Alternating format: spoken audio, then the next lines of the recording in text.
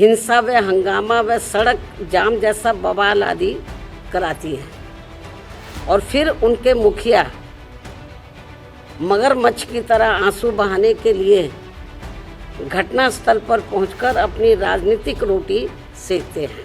ये कह रहे हैं कि साहब ये तो जो मगरमच्छ के आंसू बहाने, आप भी आओ ना मगरमच्छ के आंसू बहाने, आओ तो समाज के बीच में। और वो कह रहे हैं कि ऐसा है, ये आंदोलन वगैरह नहीं करने चाहिए, अगर वो निचली अदालत से न्यायालय में सर्वोच्च न्यायालय चला जाओ।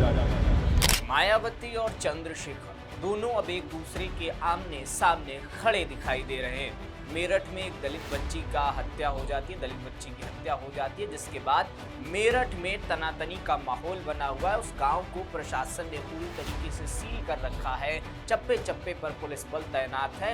एक तरफ चंद्रशेखर रावण है जो उस गांव में जाते हैं, उस परिजनों से मुलाकात करने की कोशिश करते हैं।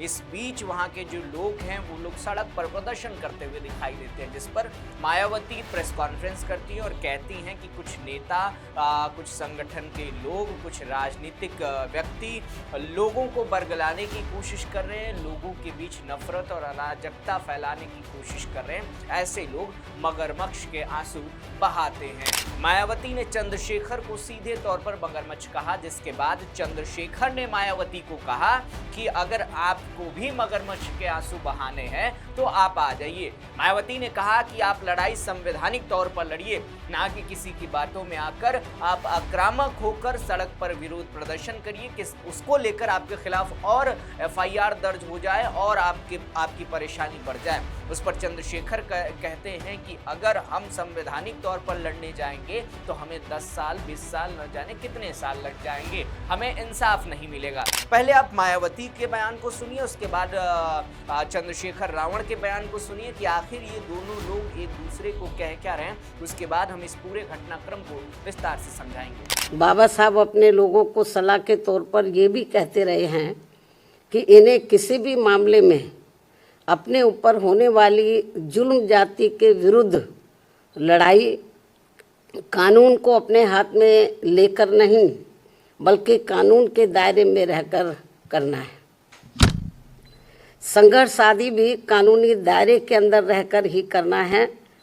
और यदि मामला अदालत में जाता है और निचली अदालत में इंसाफ नहीं मिलने पर फिर इनको आगे सर्वोच्च अदालत में जाना चाहिए।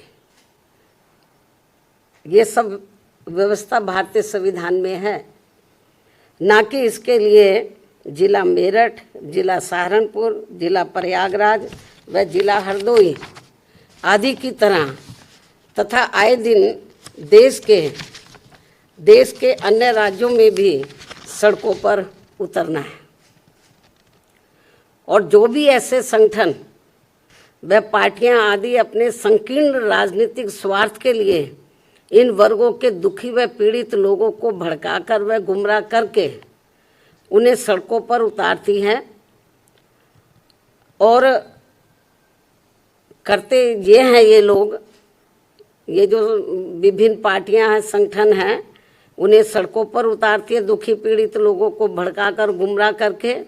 और करते ये हैं कि पहले ऐसे संगठन व पार्टियां हिंसा व हंगामा व सड़क जाम जैसा बवाल आदि कराती हैं और फिर उनके मुखिया मगरमच्छ की तरह आंसू बहाने के लिए घटनास्थल पर पहुंचकर अपनी राजनीतिक रोटी सेकते हैं और उससे पीड़ितों को न्याय मिलने वाला नहीं है, बल्कि वर्तमान हालातों में ये इन वर्गों के लोगों की मुसीबत और परेशानी को और भी अधिक बढ़ाने वाला ही है। आप तो लड़ नहीं रहे और हम लोग जान की बाजी लगा के हमारे कार्यकर्ता लड़ रहे हैं, पुलिस से डिटेन हो रहे हैं, गालियां खा रहे हैं और अपना पैसा खर्च कर रहे हैं।